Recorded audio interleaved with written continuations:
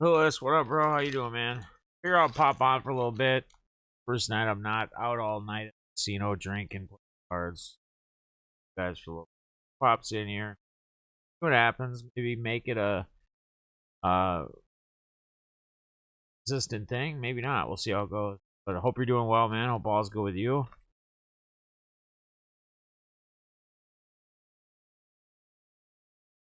Didn't really get to eat dinner. I did still go out to the casino tonight for a little bit. I got there at about 5:30. And I'll talk a little bit more about it once. But I think I'm giving up blackjack for a little while too.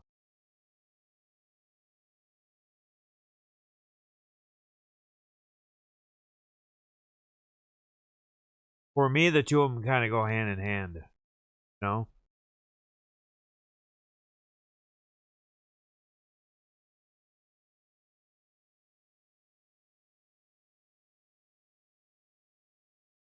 Oh, well. We can. I got that on screen too. We can kind of go through. I'll be talking more Sunday morning about my plays at like 9 a.m., but we can talk a little bit about that as well. What up, Tim? How you doing, bro? Hope you're well. So, we might start making this kind of a routine thing, because one, I was telling Lewis this too. I did go out to the casino tonight. 18 holes. Nice, man. Good job, brother. Oh, yeah. Oh, yeah. Alright. Done stuffing my face. What up, B-Patch? What up, Big Pimpin'? How you doing, brother? How you? Hope you're doing well. So, sorry. Eating, I know. Shouldn't be doing it. Sorry, I didn't really eat dinner. So I'm going to explain. So, my son had texted me last night. My original plan for Friday, this is the first Friday, guys. Like, I haven't had any alcohol in quite some time. And again, going back to me getting sober from drinking, really not, it's still a big deal, but it's not like something like where I was a drinker daily, right? But I know I have a very addictive personality, past previous prescription pill addictions. I guess you could say gambling in a sense. My father is an alcoholic, so there's that ruined him and my mother's marriage. Pretty much a lot of his relationship with me. So I've never ever seen anything good come out of anybody drinking alcohol. You actually, to be honest with you, you have pitchers now on teams that are entering playoff time who will not be able to pitch during the playoffs because they had a couple of drinks celebrating that they clinched division, which is great. Nothing wrong with it, right? But it's where your mind goes and the mentality that your mind gets into once you have those drinks.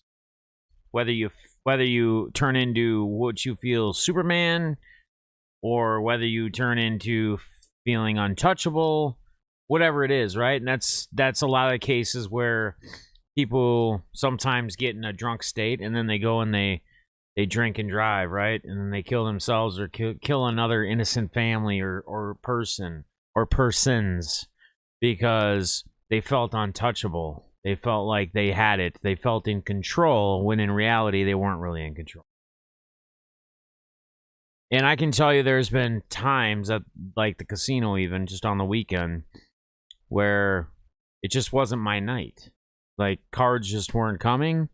And it's kind of like tonight. But I can already tell you, when I went tonight, and I didn't have any drinks, if I would have been drinking tonight, if my night went the same way it went tonight, I would still be at the casino. And in fact, I should have been back over an hour ago, but I was waiting for a lift to pick me up. I was standing outside of the casino. And here's what's even crazier. Here's really testing my inner strength of going back in and playing more. I went outside and I stood outside underneath the canopy thing, and it started downpouring. I mean, there were people out there, but the Lyft app like connected me to somebody, and then it disconnected me. Like someone was like, oh, they're on their way and they'll be there in 15, 20 minutes.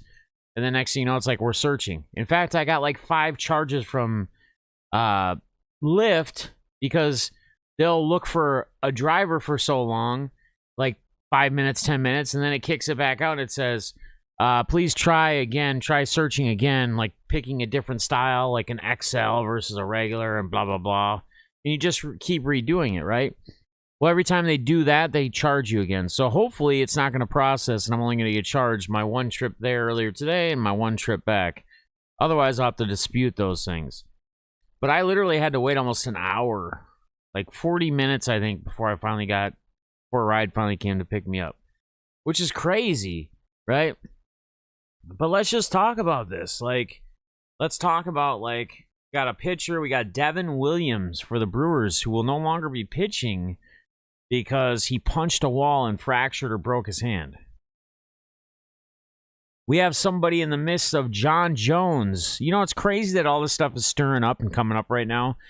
We have another big name out there, John Jones, who it never surprises me anymore with that guy, but he makes the news again, right? For battery or beating his girlfriend and doing whatever.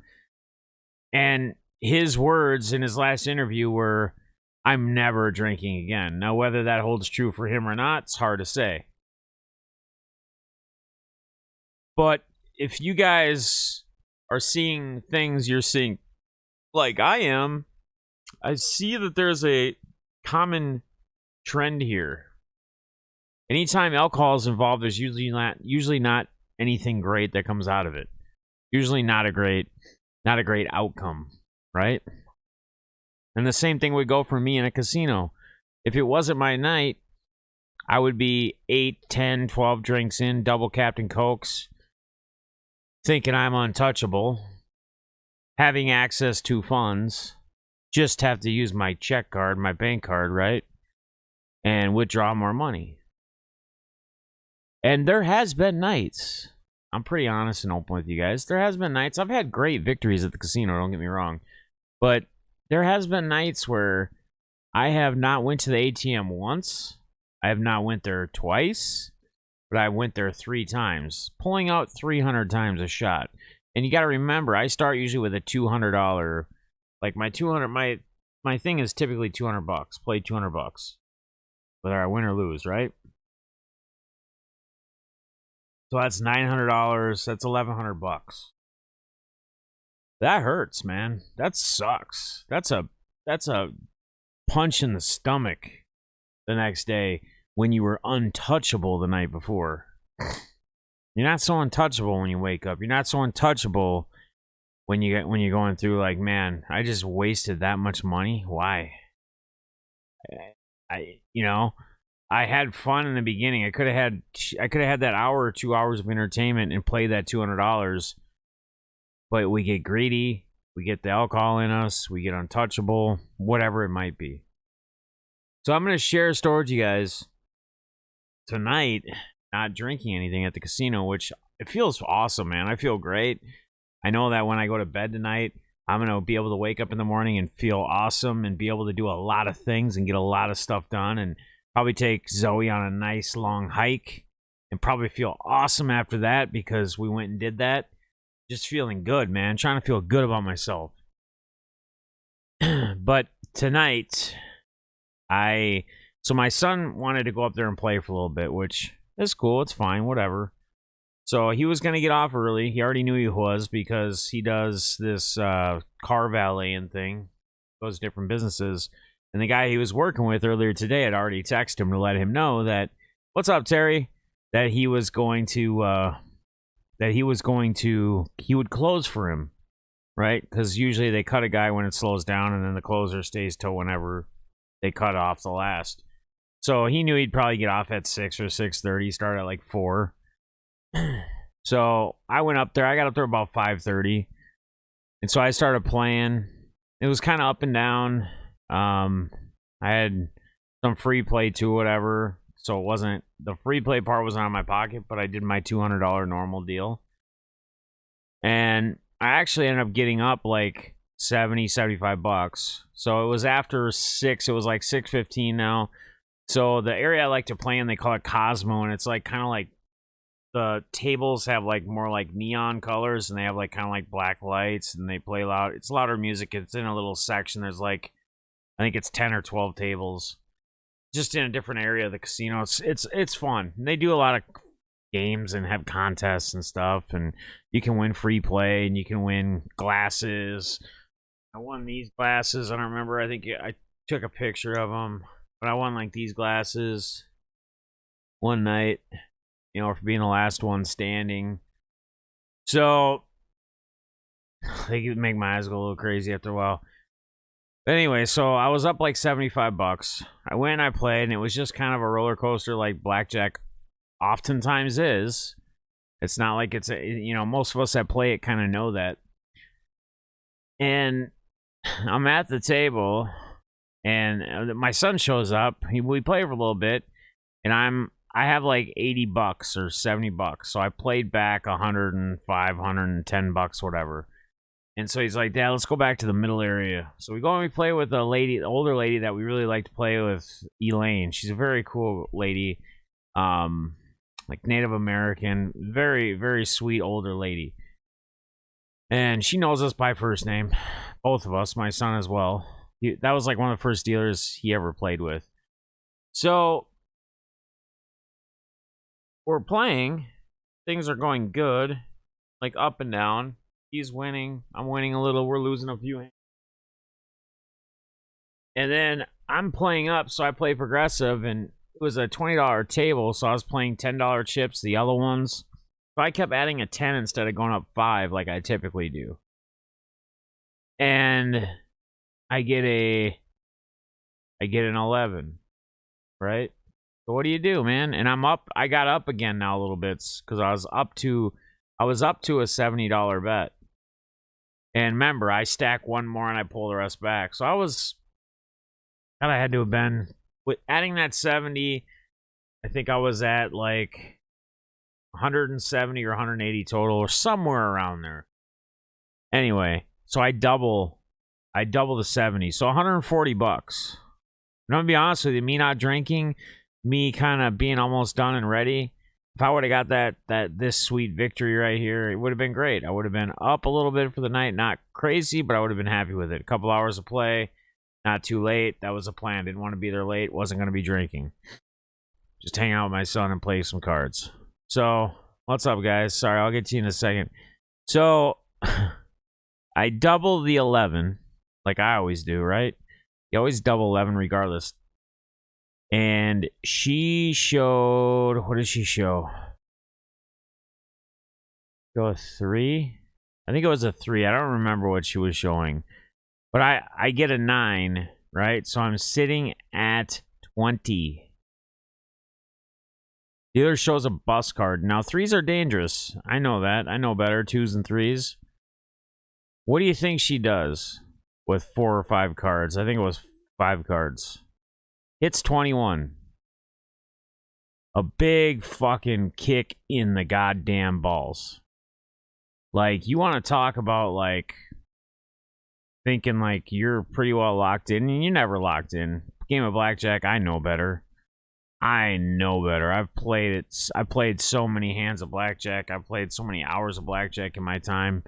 I know better. Pulls 21. Again, I'm a firm believer. I preach this all the time on my channel. I'm a firm believer that everything in life happens for a reason. And I think that moment right there with card playing and blackjack, with me already making a decision that I don't want to drink anymore on the weekend, or drink at all. I would only do it on the weekend. I don't know why I say that, but drink. I don't think it's necessary for me to play blackjack anymore either. I think that might have been the last night I'm going to play cards for quite some time. That is if there ain't a bigger eye-opener, I mean, of course, it could have been a $300 table max bet, which I've done plenty of times in the past, where I had an 11 and doubled it, so I had 600 sitting there. But $140, $70 double to 140, pretty good indicator. Pretty good show of, yeah, this game will eventually catch up to you. One way or another, this game will eventually catch up to you. What up, Timmy T? Finished 18. Let me catch up on the chat real quick here. Yeah, man. They didn't do it. I think I'm going to make a cool video tomorrow. I think I'm going to actually go to the liquor store and I'm going to buy a bottle of Captain Morgan. And I'm going to waste $20 or whatever it is. And I'm going to do like a short video or a TikTok or maybe both where I'm going to be like, you know, something like I was trying to quit drinking and have like a bottle of Morgan, you know, blah, blah, blah, and then just dump it down the toilet and flush it. Think about doing something like that. We'll see. Pimpin' Festa, Pimpin' B Pat's in the building, Big Pimpin's in the building. Got Terry P in the building. Good to see you, my guy. I appreciate you guys just hanging out tonight, man. I know it's a Friday night. I know you guys probably have a lot of things you'd have going on. I just figured I'd fire this up when I got back. Something for me to do, interact, talk, chat with you guys. I have nothing better to do. We can talk a little football, DFS, if you guys want to as well. I'll be talking a lot of that Sunday morning at 9 a.m. But kind of my plays and where I'm at and go game by game. Position by position. I just had it up just in case it went there. But this may start to be a common deal or a common theme on Friday nights now that I'm probably not going to be doing the casino and I'm probably not going to be doing that. And another thing I want to do is I wanted to kind of start opening it up because obviously I knew that some of the people that would show up here tonight, if there was anyone that did show up, would probably be people that are around quite often. To me, would be very big supporters of the channel. And I'm not saying that you guys are my only big supporters of the channel. It's Friday night. I get some people can't be here. But I also made a tweet. Mr. Jimmy Guns reached out to me. I think actually the next day, Wednesday after the auction, which again, I'll get everything packaged up and on its way tomorrow. I'll drop it off at the post office. And he said, man, you just seem down, whatever. And again, guys, I want to explain that I'm actually in a very good, my mental state right now, physical mental state's actually very, very well, very, very good. Man, I'm feeling good. Like, I'm feeling good about this whole quitting drinking thing. I'm actually feeling good about not playing cards anymore. And just focusing on the DFS side of all, which I've been consistent and been well at for almost 8 years now, daily, playing every day. Switch the focus to that more and just improve on that. And then just continue to improve myself and improve my, you know, my relationship with my family. I don't know if some of you guys saw but well, hang on. I don't want to go there. I want to first finish off with this. So what I'm asking for you guys, I need to know, I need to have some ideas, and I need some good opinions. What up, Eloy the Goat? You still alive? You still kicking or no? Or what are you doing? Maybe you got me on another screen. I need to know what you guys would like to see out of the channel. Like, what things would you guys like to see? Some different ideas, doing some different things, you know? Trying to get back kind of where we used to be, right? Because, and I get it, there's way more channels. And I think Jimmy had kind of a pretty damn good point the other day when he said that, you know, a lot has changed and a lot has changed and it's going to continue to change. And, you know, we as collectors, as hobbyists, as, you know, people of the hobby, we need to adapt. We need to, you know, adapt to what's going on. But it doesn't mean that we have to do what the other people are doing, or we don't have to collect the way that a lot of people are collecting, right? What I mean by that is like people that are more into the grading and the slabs. It's just been so slab happy, man, right? And you got these youngsters, and I give them credit, man. I respect what they do. I've said this before. I respect their hustle. I think it's awesome. You know, you got these 18, 19, 20-year-old kids that are doing these videos and going to these card shows, you know, and doing $100,000 trades or $40,000 trades. They have, you know, thousands or $10,000 or $20,000 in cash in the deals as well. I think it's awesome. I think it's cool. But there's a place for each and every person, right? Not everybody can collect that way. Not everybody can that can't be like their style of collecting or their style of the hobby. You know, some of us got to be more like the dollar box or the grab box or the mystery box or whatever that might be. But I think that it can continue to be there within the community. I just feel like I've just seen a lot of fall off lately. I just, you know, and I get it. Like, if I talk personally about myself or this channel, I get it, man. You go from like one extreme to being consistent and doing something almost daily, whatever that might be, whether it's cards, sales, auctions, or whether it's, you know, doing my walk vlogs or, you know, talking or doing my hangouts or whatever it may be. And then I go to maybe not even once a week, maybe a card sale every 3 weeks, you know, for a gap there, like on one Tuesday, like out of 4 weeks. I get it. I know, like that. I'm my worst enemy, right? I've always preached when people asked about me about growing and growth and everything else.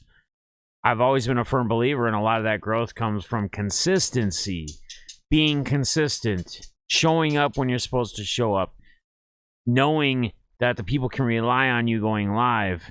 And when people start messaging you and emailing you and DMing you and going, man, I missed that, or, you know, when are you going to go live again, or when are you going to do this again? I get it. Sometimes you just get burnt out. Sometimes I think we all feel like we put so much into something and maybe we're just not happy with where the results are. So it leads us down a different road or a different path. And I think that's true for anything in life, to be honest with you. Play blackjack on special occasions. If you go every weekend, it's hard. Yeah. Fester, I agree. And I don't even know that I need to do that very often anymore. Like, even just every once in a while. Need to go back to playing that online blackjack.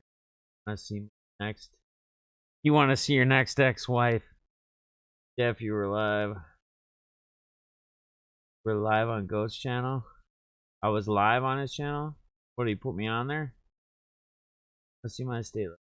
Yeah, man. You know, I agree, dude. It'd be cool to be able to get more people that are able to do daily fantasy in the states that don't allow it. You know, get more players in here. The more players, the merrier, the better, man. I agree. I wish you guys could. Gate City, what up, bro? Good to see you, man. Give back to kids in the community. I think that's a great idea, man. And I think, you know, it'd be cool with the channel too, like, you know, you think about like doing something like with StreamYard or I can do like Zoom meetings, whatever. I can set up templates where you bring people on and have like kids on, but you got to be careful with that too. Like, you can give back to the kids in the community, like just do that and whatever. And you could maybe create videos, you know, kind of outlining it or whatever, but you got to be careful about bringing kids on, you know, unless their parents are right there, like with them, you know, on a stream, talking about things and offering things and doing whatever. But Toledo, I think that's an awesome idea, man. That's what we all should be doing, you know. So I love to have the in-depths with that this way. Terry, those are actually going to come back, and I think what's possibly going to happen, Guns had actually brought up this idea as well, is that there may be some occasions where it's me and him both. Like, it's in depth with deafness, but it's me and him both. So there may be a couple guests that I'll get on where, like, you're getting two different viewpoints and two different angles with questions and whatever. But yes, the in-depths are definitely going to be coming back. One of the big ones besides Blake Jameson, who's already reached out and wants to do one. I just been hesitant. Again, I'm usually not somebody that I'm not a reacher, or I'm not somebody who, the in-depths have always been about, just like my channel's been about, is about helping other people like within my league, if you want to call it, and people who are trying to grow, who are just starting channels, or who are a couple hundred subs or 500 and they want to grow, right? That was always my big thing, is the networking side of trying to help those people out, focus on those people. Typically the people that have a ton of clout or that have a ton of following, everybody wants to interview them. Everybody does stories on them. So much about these people, right? But we don't get to know enough about the people within our community that maybe are, whatever you want to call it, on our level, whatever you want to say, whatever verbiage, however you want to word that. You word it for the way you want to word it, but but I think it would be cool. I definitely want to interview my oldest daughter as well, and still do that with her experiences. Going through like boot camp and all that stuff. I think that'd be very awesome. She got a lot of cool stories, and I know she saved some of them. She hasn't even told me some of them, because I had told her about us doing that at some point. So that will be definitely coming as well. But again, I do love that, bringing them back, the in-depths. I like the idea of seeing other collectors play. Go player, team, etc.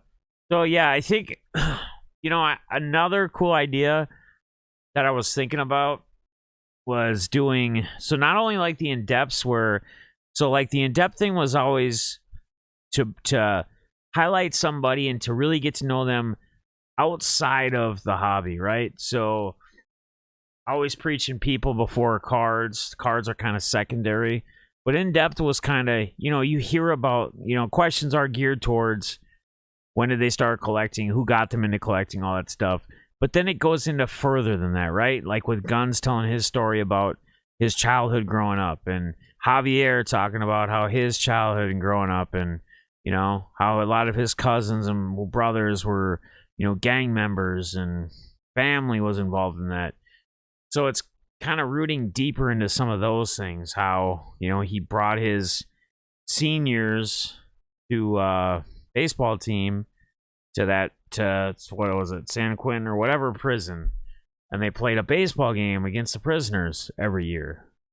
Those types of things, that are not card related, getting to know them. But I think another cool thing would be, doing some type of podcast type show once a week or once every couple weeks, of kind of like called something like Meet the Collector, right? Or Meet the Member, Meet the Hobby Member, or Meet the whoever.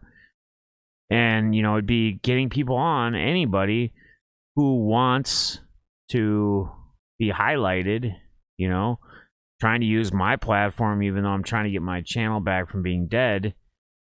Using my platform, maybe people who are trying to come up and trying to grow their channels, and somewhat like an interview, but at the same time, like, they can highlight and showcase and they can talk about what things they have, what things they bring or offer to the hobby.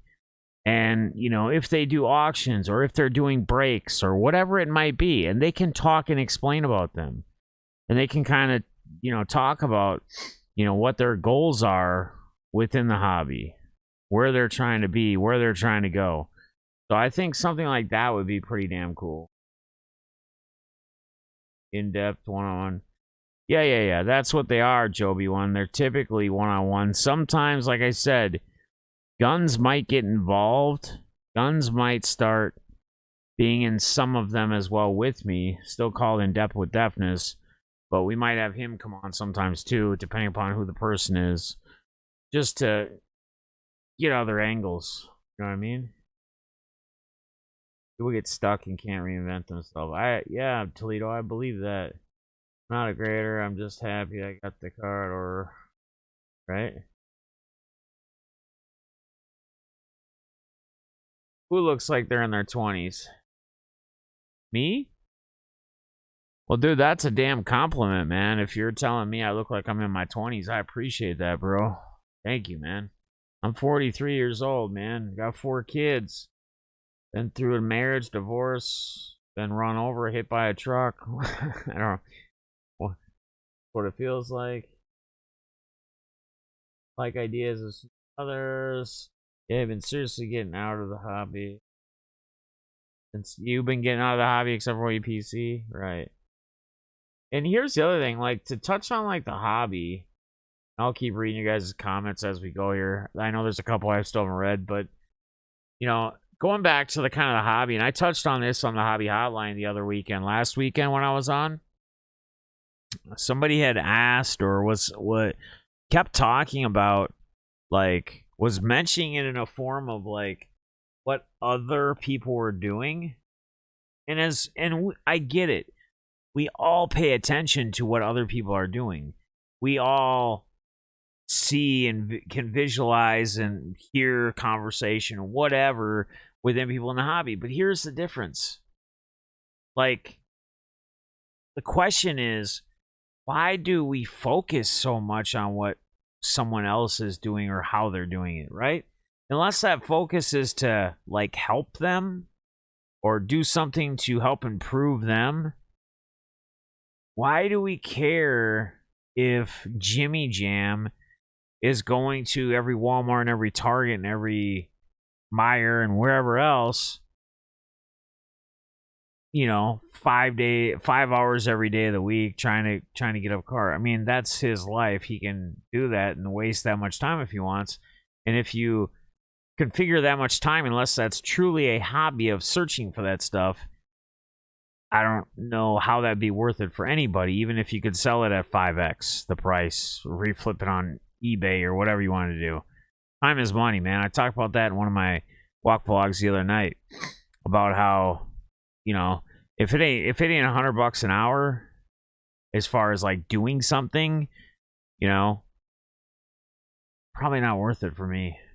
And that might be low. But you got to remember that your time is valuable. Your time is precious.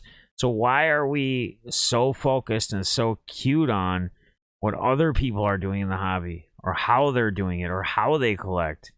Why is this guy buying all these crazy $10,000 cards? Well, maybe because he has the money. Or maybe he doesn't really have much of that money, but maybe that's what he feels is his way of coming up and maybe making something and making a life for himself. Maybe he feels he can flip it and do whatever. And then you got the other stance of, like, when people talk about flippers and flipping and all that stuff. I mean, if anybody has ever sold cards, consider that flipping. You can consider yourself being a flipper. So be careful and remember what you're talking about, how you're talking about it with people. Again, freedom of speech. You can say whatever you want. I'm not telling you can't talk or voice your opinions.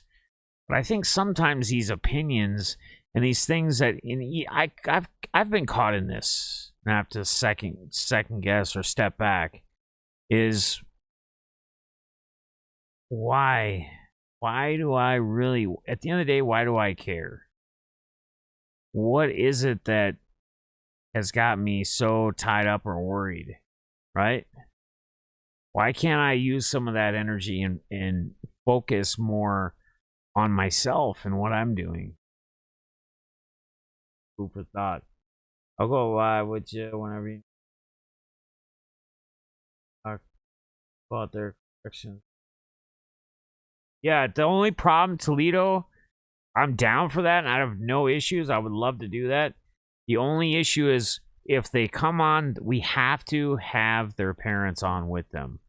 Like, their parents have to be basically in their camera area with them, because there's a lot of things that can go the wrong way if people just by people seeing it, right? Seeing adults, dudes, whatever, having kids, even if we're just talking about baseball cards, whatever, in today's world, you have to be so careful about all that stuff. You really do. You got to make sure that, like, the parents there and the parents know. You know, and then you got the other side of it of the kids being on YouTube or being on social media and kind of them getting out there. You just got to be pretty careful. I mean, it's definitely cool though. Common cards out or do kids only quarter auctions?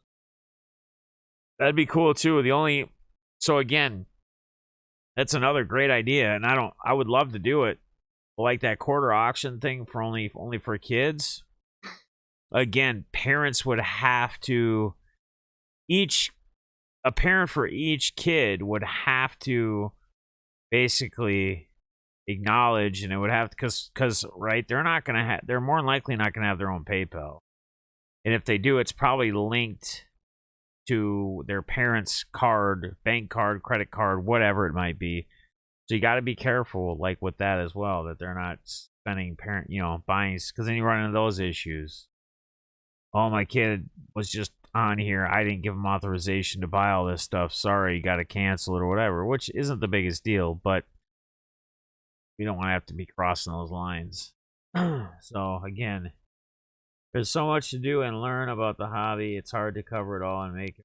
Yeah. And Gate, at the end of the day, like, you're right. There's so many different aspects of the hobby. There's so many different ways you can go about the hobby. There's so many millions of ways you can collect and content you can provide, talk about, whatever. You have to keep it. You have to kind of stay in a lane, I guess, is the best way to put it, right?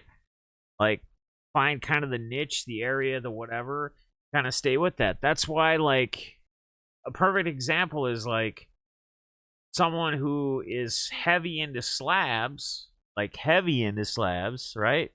Like, when I say heavy, I say, like, when they do, like, if they were to do a sale, like a card sale or some type of sale, and it was slabs, or, I mean, it was an auction or a card sale, it would be like primarily they were selling slab cards and that's it, right? Versus somebody who, like me or Jimmy or someone who sells, like your average, whatever.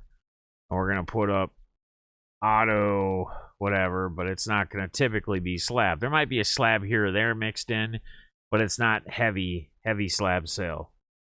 So, I think you just kind of, like we say, like the dollar bin, which is really not just dollar cards, but in that perspective, because we're not typically selling like a PSA 10 Patty Mahomes silver prism card, right? Gem 10, whatever. Group, yeah. So that's the other thing too, man. And we could do like a hobby roundtable, So we could do that like once a week, where we stream and we get a couple different people on. I mean, that's kind of what was it? Hobby Central, right? We used to do that on Sunday nights. Was it Sunday nights? Sunday nights we used to do Hobby Central, where we would get people on. The hardest part, and it's fine if we have the same 3 or 4 people on with me every week, but the hardest part is trying to get different people to rotate, like different people to come in every once in a while. Not that I don't mind having the same people on there, but you want to give it a different look, a different angle. You want to get different perspectives as much as possible. You don't want it to be, because if it ends up being like the same 3, 4, 5 people every week after week, you're gonna run out of stuff, and it's gonna be the same thing over and over and over and over again. And then that's another thing that's going to just drive people away, right? Or people will be like, I'm not gonna come back and watch this. It's just gonna be all the same dudes again, talking about probably the same exact stuff. I do it, but I love that. Like, dude, remember we used to do Hobby Central, man. Hobby Def Central, or Def Hobby Central is what it was called. It could just be Hobby Central, or whatever. Hobby Bunch. Get 3 people from the hobby together. You can. So that'd be another thing too, like getting hobby people together, kind of like an in-depth, and people that are in the hobby community. That's a great idea, Joe. And having you know, two people on with me or whatever, and me basically asking them different questions. Like they rotate on what they're trying to, you know, trying to get to know them, kind of like an in depth, but dueled up or whatever. Good idea. What happened? DP what?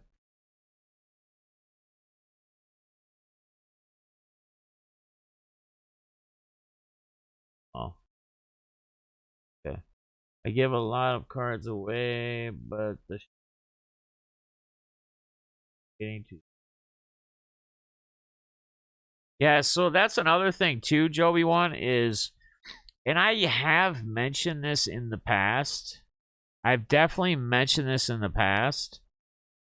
I would be more than willing, like we could rotate once a week or once every 2 weeks, whatever, depending on how many people we had that don't really do their own sales, like don't really put stuff on their own channel or don't sell. We could do like a stream yard, like once a week, once every 2 weeks. We could get like a schedule, like people that were interested could email me and then we could work something out like week by week. And we could literally, because even on a stream yard, I can change the viewpoints and I can make it big, like on just the one person, even with me still there in the background. So I could still talk, whatever. You don't see me if I had to say anything or interact or whatever. And we can move it around. But we could we could have weekly or bi-weekly sales as well on a different day where people aren't doing a lot on the hobby and sell some of your guys' stuff. Like if you guys want to have an auction or you guys want to have a sale, right? And you don't do it on your own channel or you don't process it on your own channel, I'd be more than happy to do that. I've said that in the past. I've said that before. Let me know. I'd be more than willing to do a stream, pump it out, like tell people about it a week or two in advance, right? Because that's part of it too, is like, and that's with anything, is poor planning, right? So if we're not good at our planning, if we don't let people know about it, if we don't talk about it, if we don't market it, it's hard to get too many people to show up. That's why typically people that have like last second sales typically fails. Like rhyme it, whatever. But that's reality because, I mean, unless we had like 10,000 subscribers and, you know, we could gauge a percentage of them and even on a bad last second come up like 100 people show up. Well, that's 100 people. That's quite a few. And that's pretty awesome. But that's not the reality. So you got to be careful and you got to make sure that we, in advance, let people know, hey, we're going to be doing a sale for Joby 1. Joby 1's going to be selling a bunch of cards on Deafness 45's channel. Join us on blah, blah, blah, whatever day. And tweet about it, and talk about it, and put it on wherever else, Instagram, Facebook. And that's when you start getting that. That's when people start showing up, right? Last time I sold a card, I'm a hoarder. There's nothing wrong with that, Terry. I used to be that way, to be honest with you. At one point, I used to be that way. Like, and it was crazy because, like, I would go through boxes. This is even like 4 years ago, 3.5, 4 years ago. I'd go through boxes, and I would just, because I'd get in these breaks, right? With like Buck City, whoever else back in the day. And I'd get these hits, and I'd get random teams. Like, I'd have these cowboy cards, right? Cowboy cards. And, Cowboys, like relics and stuff, like Hall of Famers and whatever. Like, I'd be like, I don't think anyone's gonna buy this. It just sat in boxes, and then I just decided one day, because other people were doing it, hey, I'm gonna try an auction one night. And I was like amazed at how much I sold. Like that first time I did one, I was like, holy crap, dude, I need to start doing these a little more often. This is crazy. So,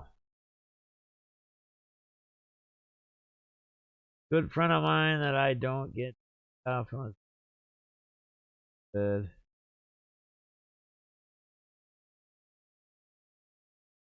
Now that's crazy, dude. I'm sorry, Joby One, man. My condolences to you and the family and anyone else that was affected or knew him. It sucks. That's terrible. It's Crap. Sorry, man. Last time.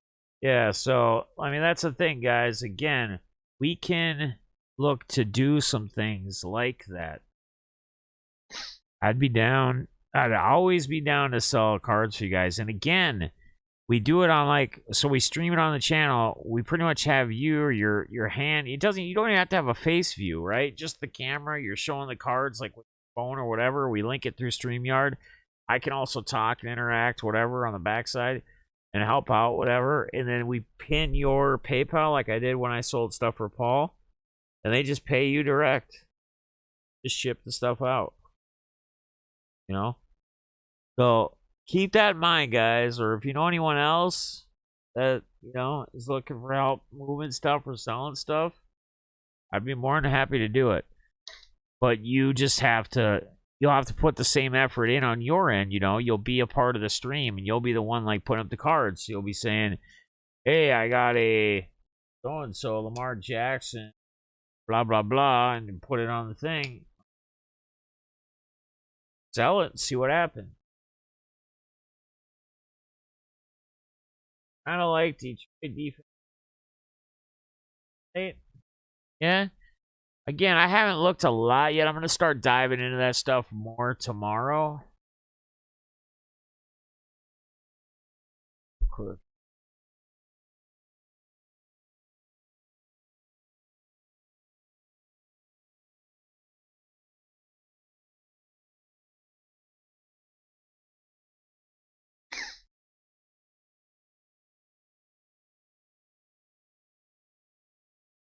I'll be able to see it. Didn't work. But Detroit's got Chicago.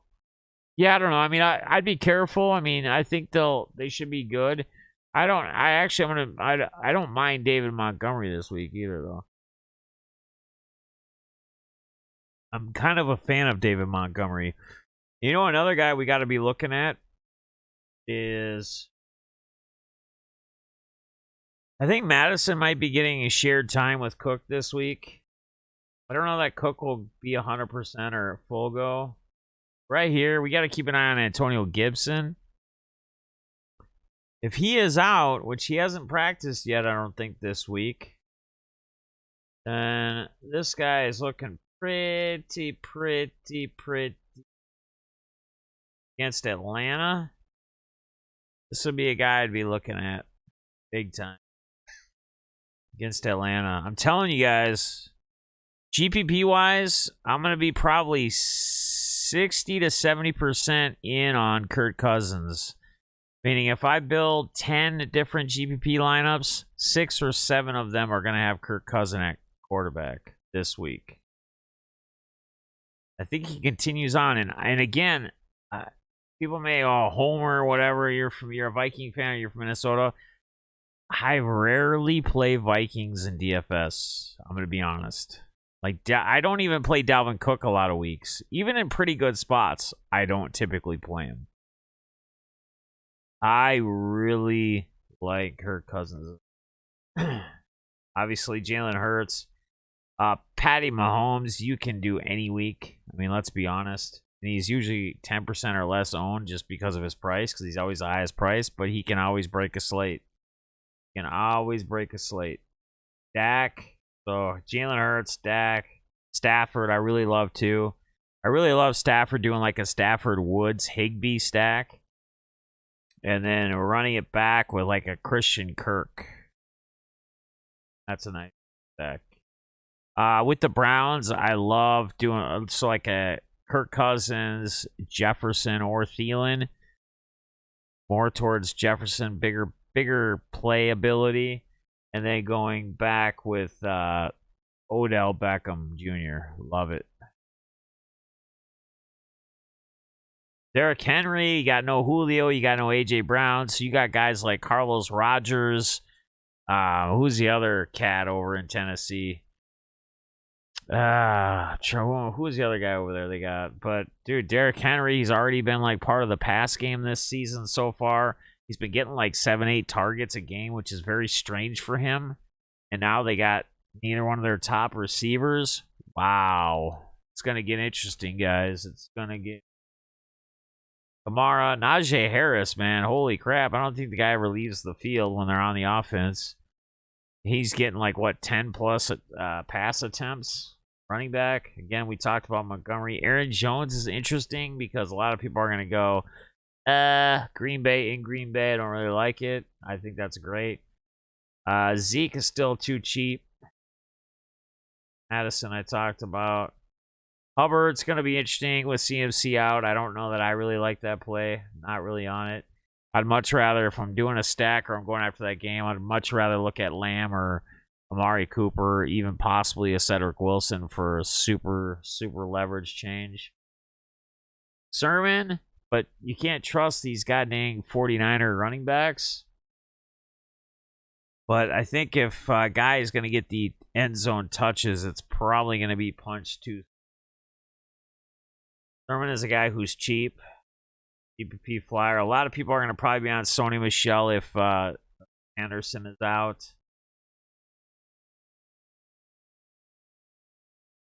Honor getting 2 touchdowns. Was that last week? 2 touchdowns. Mike Davis is low. Michael Carter is another guy you really need to start paying attention to. He is his game logs don't look great, but again, previous games at the end of the day don't matter, man. It's what this week brings. It's what opportunities this week brings, right? 9, 11, 4 attempts. He's getting 2 targets right now, but I think he is slowly turning into taking over that to be the primary back there. So, I don't know. This isn't the week against Tennessee, but what I'm saying is keep an eye on him. Like, he may be somebody to look at down the road here. So, Devontae Adams, obviously Hill, anytime he's in play, he's going to be under 10% owned. Up has just been a madman, but everybody's going to go here even because of even though the price, I really like to try to change it up to Woods. Woods is going to have a week, right? He's going to have a week. It's just figuring out what week that is where he's going to put up the numbers like Cup. Metcalf. Feeling again, Lamb. I talked about DJ Moore. Darnold is interesting with DJ Moore. And then, doing that side of it and then running it back with like a Lamb or a Zeke or Wilson or Cooper. Debo.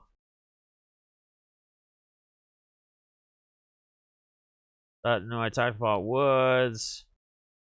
What about Patterson, man? It's just weird. He's got that receiver running back like ability, like to put in either or, like on FanDuel. Kirk, again, I really like, and a Rams running back with a Rams stack. Beasley's interesting. Sanders has been having a great couple games. We'll see if that continues. I'm not sure right now. Hardman is a guy to keep an eye out with KC. He could be a guy when you do like a Mahomes, you could maybe look there to get away from Kels and Hill. But either way, those 2 guys both are still so low owned because of their price. So be careful. AJ Osborne, I still think he had a disappointing week last week. I would take a couple shots in a lineup or 2 of my cousins' GP lineups. I will have them in a lineup or 2. Let's see. Donovan Peoples. You start looking at some of those Browns receivers. Anthony Miller. Cedric Wilson. Chester Rogers is the dude. Yeah, Tennessee. Chester Rogers. Guy to keep. Terrence Marshall. Still cheap. Still hasn't really had that breakout game. So when that happens, you're going to see that price increase. What else we talked about? Kittle's questionable. Hawkinson's their main target right now. Andrews Goddard. Higbee I really, really love. Now I'm going to tell you something. I was watching the Red Zone on last weekend on Sunday, and they kept going back to the Atlanta game and the Atlanta in the Red Zone, and it was like 2 or 3 times in the same possession. Like, something is not right with Matt Ryan. He is not. His accuracy has gone to crap. Like, they were like in the goal, like second and goal or third and goal and whatever. And like Pitts kept getting targeted in the end zone and he was trying to throw it to him, but Pitts was like jumping as high as he could. And like he was still overthrowing his hands. Like it was just terrible. I think Carr's inability to actually throw accurate passes right now is what's killing Calvin Ridley and Kyle Pitts. These guys, they're getting the targets. They're getting the opportunities in the end zone, but they're just not there. They're not catchable balls for these guys. And it's making them look like crap. Like, their numbers should be way better than they are. And they're just not. Logan Thomas, Fance, interesting. Tanyan, Conklin is kind of interesting. Taking a stab. He did start getting some targets. It's hard to say if that'll keep up, but it should. He's their main tight end there. Dalton Schultz. Now, Jarwin and Schultz. Jarwin was a trap. This last week. He was absolutely in single games. He was a trap, right? Jarwin was talked a lot by a lot of different people, like the go-to guy to be more sneaky or whatever, that he's probably going to get the opportunities. And what happens, as it usually does, 7 targets for Schultz, 6 receptions, 80 yards. He gets in the end zone 2 times. And what does Mr. Jarwin do? Well, he has 2 targets, catches both for 14 yards, and no end zone love. So, Gerald Everett, IR now. He would have been interesting as Sam Fran. See, there's else in them. But what up, Dan? How you doing, my guy? Jeff Ends in the building. We got Texas Car Collector, my guy. Hope you're doing well, guys. We'll be dropping you guys' stuff off tomorrow. Yeah, Fester. McKissick is a PPR beast, and like I said, it's pointing towards... Now, he's probably going to become super chalky unless the news of Gibson, if Gibson is not going to play, and I'm not saying he's not right now. I'm saying if Gibson is ruled out, I would hope that we get that news late. Like, I would hope it's like a game time decision and they're not pointing it towards. And because here's the thing.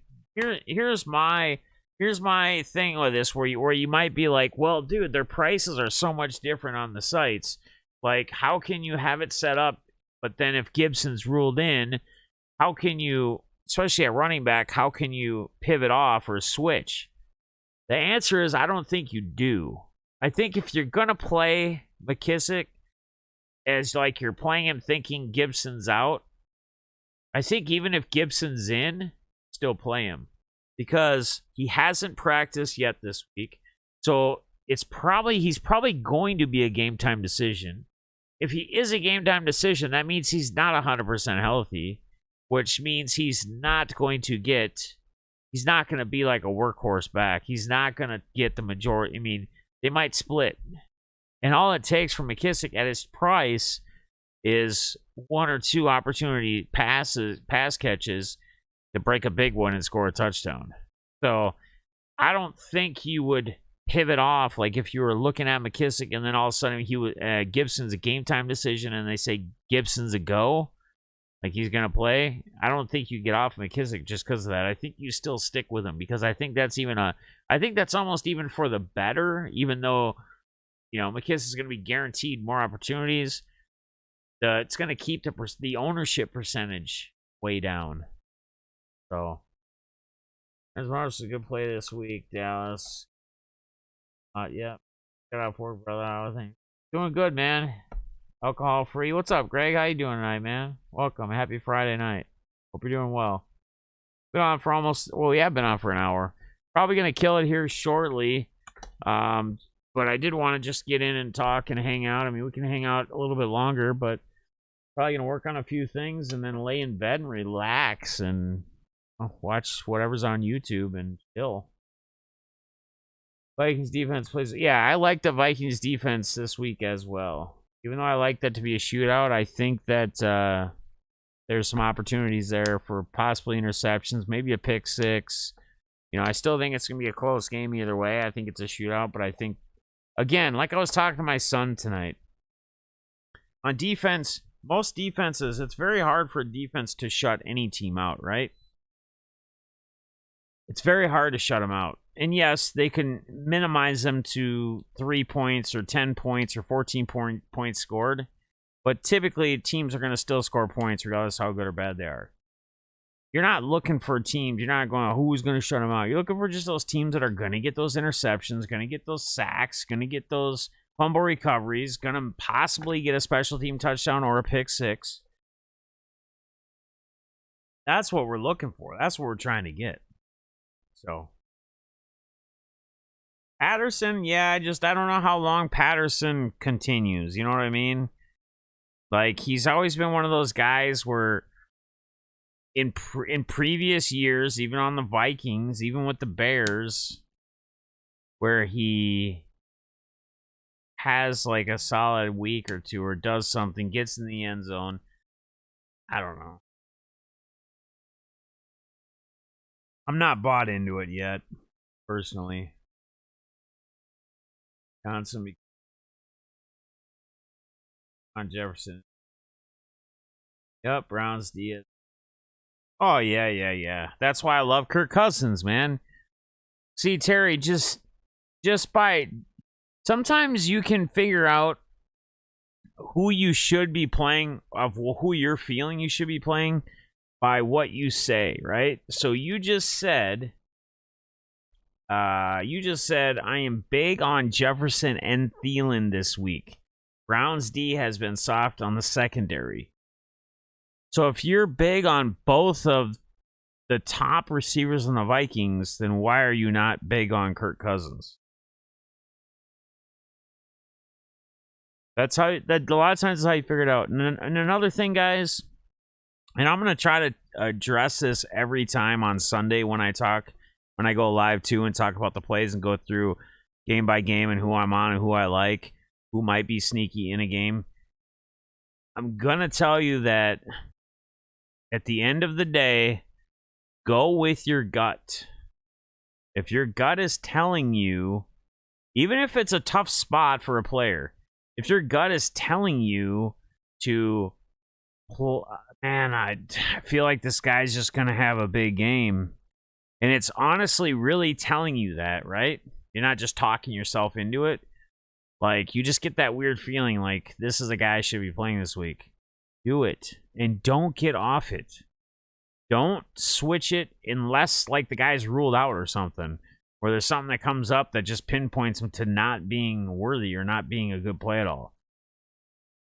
Because typically what happens is when you build your lineups, especially if you're hand building them, a lot of that is driven off of what you've heard and what your gut's telling you. But then you hear something else 10 minutes later or the next day, depending on when you build them, and now you are changing and switching your whole lineup. And here's the problem. Just swapping guys out when you build a lineup typically screws your whole system up for that lineup. Because your lineup should correlate, right?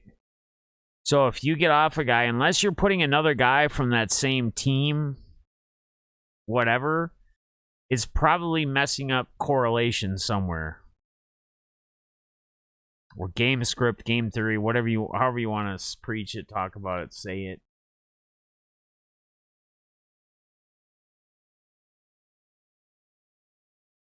Not stack players.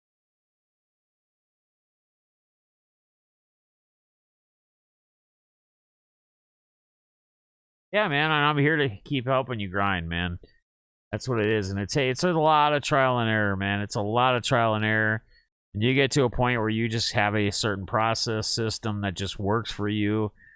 And there'll be times when you'll just know when you build a lineup, unless something crazy happens that wasn't supposed to happen. There'll be sometimes you build a lineup, you'll put it together, and you'll just be like, man, this just feels right. Like, this just feels right. And I think we should all feel confident in every lineup we build. But I'm telling you, it's just that different feeling when you build a lineup that you just know. You just know that this lineup's gonna bang tonight or this week. I'm shipping, baby. Like this one's a banger build right here. I got guys that people aren't on that are gonna be seeing the targets or getting the touches. I got low-owned, running back, receiver. I got the quarterback, whatever. You just know, man. Sometimes you just know. And part of the thing too is don't overanalyze, right? You could sit and you could watch a million videos from touts who give you great information, and don't get me wrong. It's very valid, great information for researching and data and whatever. But you also got to remember that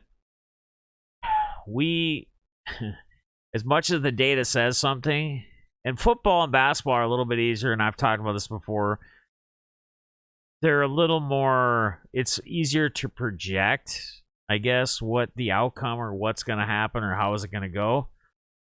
But take, for example, in baseball, you could have a pitcher like one of the best pitchers in the league, right? Let's just take for tonight. This isn't one of the best pitchers in the league, but I'm just taking for an example for a guy who had a great night tonight. Ranger Suarez, right, for the Phillies. He used to be a bullpen guy. He's not one of the greatest or anything, but he had a great night tonight. He had like 8 or 9 Ks. He got a win. They didn't score any runs. Well, no, let's use like Walker Buehler because he's been having just a great year. So you have somebody like Walker Buehler. It doesn't take, and they're playing the Cardinals, let's just say. It doesn't take, your guys you'd look at if you even thought about bats would probably be like Goldschmidt, right? Arenado, Tyler O'Neill, possibly, maybe Harrison Bader, Edman. But as much as those guys are capable and probably more capable of hitting home run if they would hit home run against Buehler, somebody like Loot Beer, whatever his name is, or some guy that plays every so often that gets a start, he has just as good a chance in baseball to hit a home run or a grand slam than Arenado or whoever is. His average may not be as high, but yeah, I mean, think about it, like a batting average, right? So it's out of 1,000, right? An average baseball player that has a good batting season bats just over 300, right? So 68% of the time, and they don't necessarily strike out, right? Because walks don't. You're not included in that, but let's just say 55%, 50% of the time at least, even the best can strike out, and anybody can hit a home run. Anybody can smack a grand slam. So we have to be careful when we look at things and look at numbers. They're great, and they're great tools, don't get me wrong. And projections and, defensive matchup and, this guy, this corner on this guy. And again, a lot of times you look at like defensive stats and you look at like targets and you look at, top corners in the league are going to be shadowing this receiver. It's still like when they bring in the data, it's not 100% accurate, right? Because if a receiver crosses or switches to the slot or does this or does that, that corner may not necessarily be on him. It may not even be on him, 9 or let's say he's on him like 70% of the time, right? 75%, 80%. There's still that 20% that he wasn't covering him because of whatever. You just got to be careful. Chaos, Retro Gaming, 3-0, dropped a like. Stay connected, fan. Hope you're all doing well. Hey, man. Awesome. I appreciate you, buddy. Thank you, man. Chaos, Retro Gaming 3.0. Appreciate that. Thanks for popping in. Thanks for interacting with the chat. All right, Fester. Every week I watch you. Yeah, see, that's well, you can't do that, Fester, man. You got to stick with where you're at and only make a change if that change truly to you and your stomach and everything else just seems right. And when you make that change, a lot of times if you're changing one player, you probably have to change more than one once you do that. Otherwise, things don't correlate. Things don't match up. Things won't work out properly. So think about that as well. Will Saquon have a breakout game here? Well, I think he kind of, like we could take last week. Hang on a second here.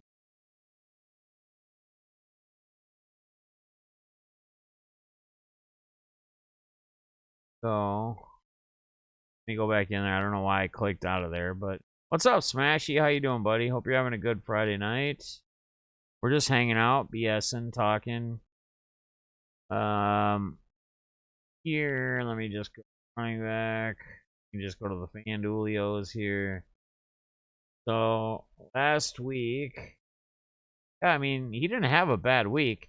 And you got to remember, he was only like 6,000, like as far as like on a daily fantasies landscape, he was only like 6,500 on FanDuel last week. He's 6,900 this week, but he scored 18.4 points. He had 16 attempts, 51 yards, a rushing touchdown, 7 targets, 6 receptions, 43 yards, no receiving touchdowns.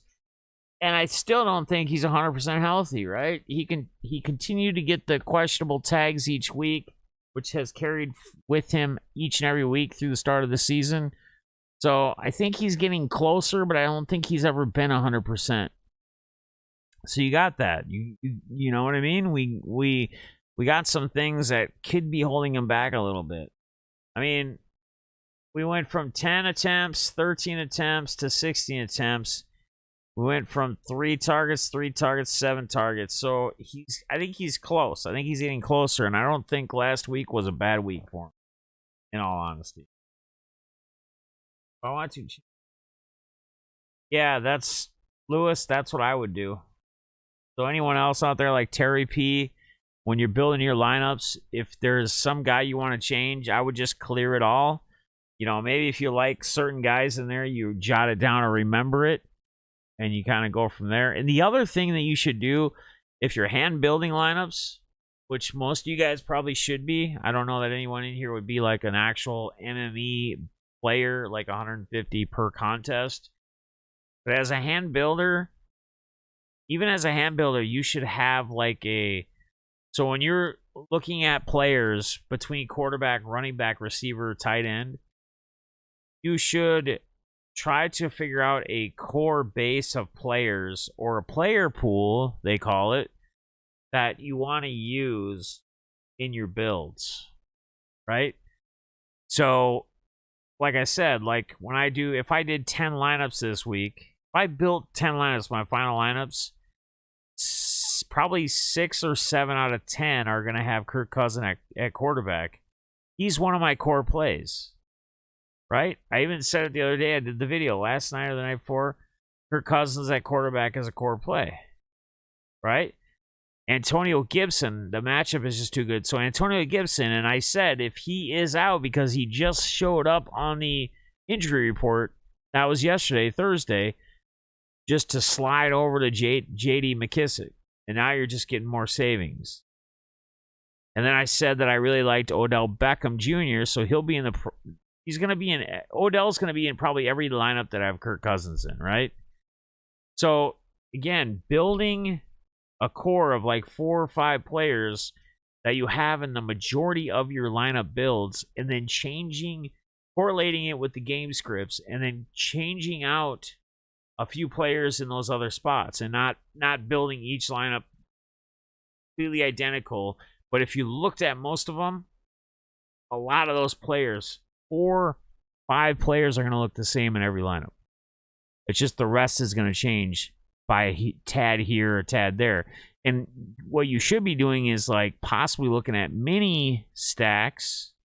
So like a player from each side of a game and another game you really like, and you feel like they're going to just crush. So like a Rams, Arizona, right? So like if you didn't do let's just say we did a Kirk Cousins. let me just do this really quick. Off here. Let's just go. Let's just do like the Pretty Cousins, right? We'll just run him back with Jefferson, and we'll just go Beckham Jr., right? So, and we could even go Conklin. We could put Thielen in as well if we really wanted to, right?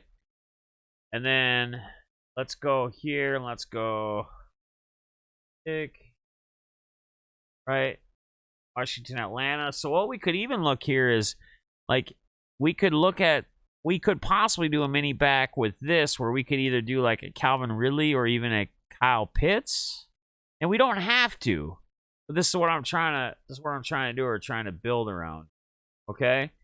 So, or we could do this. We could go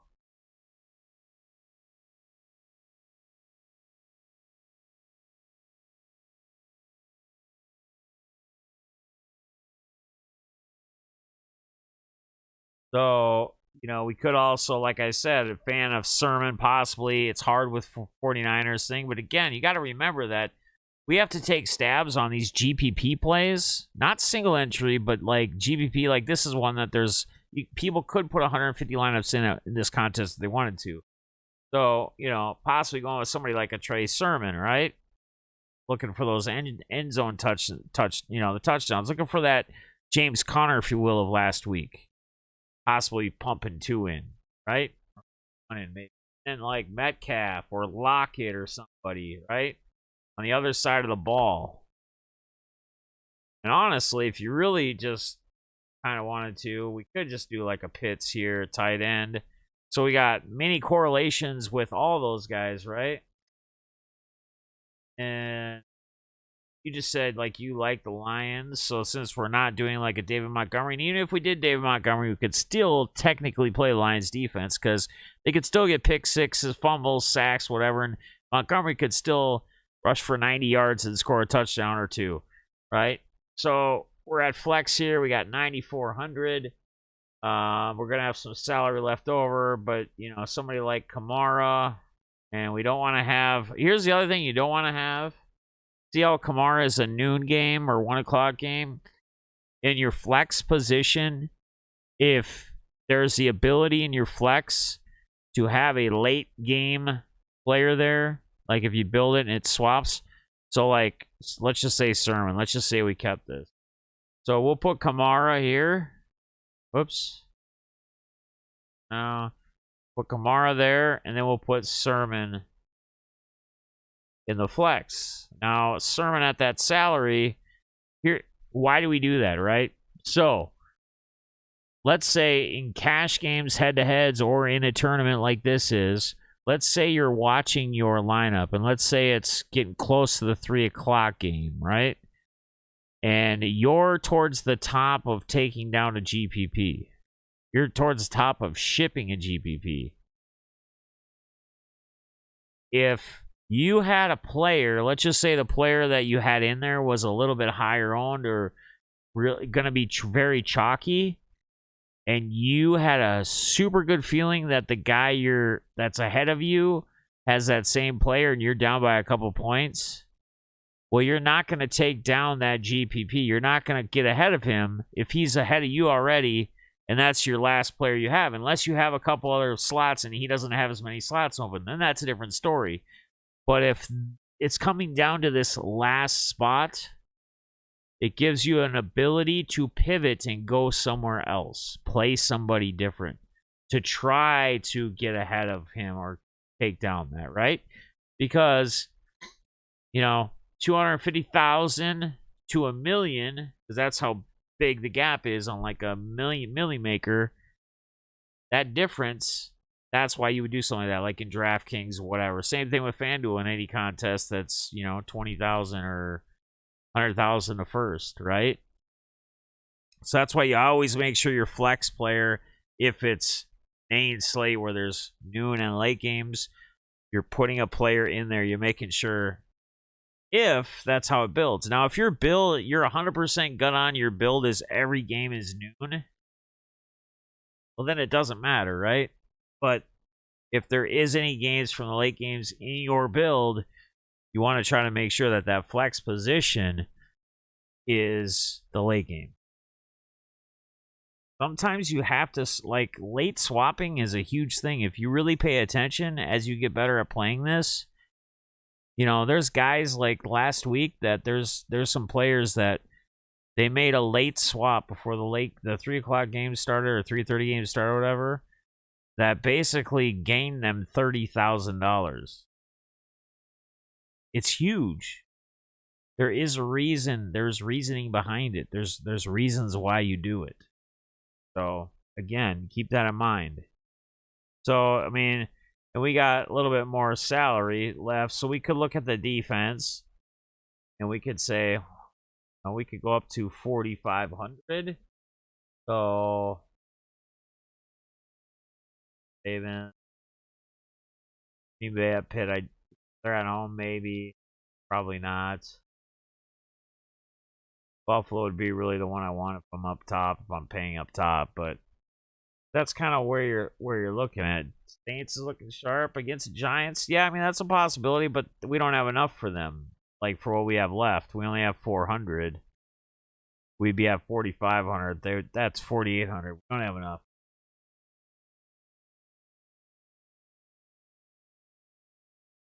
Yeah, I could definitely start doing that, dude. Maybe that's what we just start doing is Mondays I make recap where we do a desktop recap like this.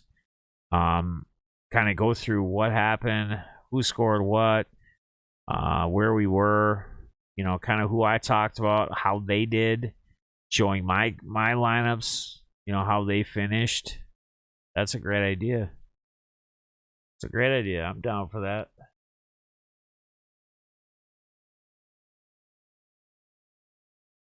Do that. What do you mean? Like where we build a lineup? That's kind of what we're doing right now. We typically do that on Sundays. Like that's what we did last year. And then we just built a team together in that stream and then we submit it. I mean, hell, I'll just put this for now. I might change a few things before Sunday, but I'll put that in just to see what happens. You guys kind of keep remember what that's like. Oh shit, I've been on for an hour and a half, dude. I really enjoyed this, man. It's been actually really awesome. It's been fun. It's cool to know that it's Friday night, not all liquored up, hanging out with you guys. Went and played some cards for a few hours. Didn't. I think I'm gonna honestly lay in bed and chill out. I appreciate you guys, man. Smash, hope you're doing well. Hope everybody's doing well. I think I'm gonna go chill.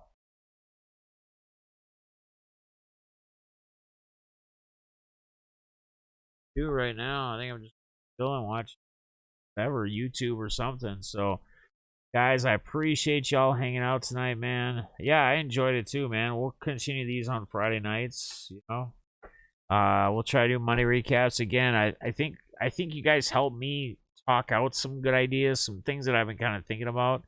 But I think like the meet the members or meet the whatever and doing some streams like that, it could be huge. Getting the in-depths back, right? So me and Jimmy really want to try to get the communities back, like kicking on all cylinders like they used to, you know? Seeing everybody show up and interacting with each other, and you know, I appreciate anyone and everyone who shows up, but you know, I miss a lot of people too that just haven't been around. So again, guys, I appreciate y'all, man. Hope you all have an awesome Friday night, rest of the night.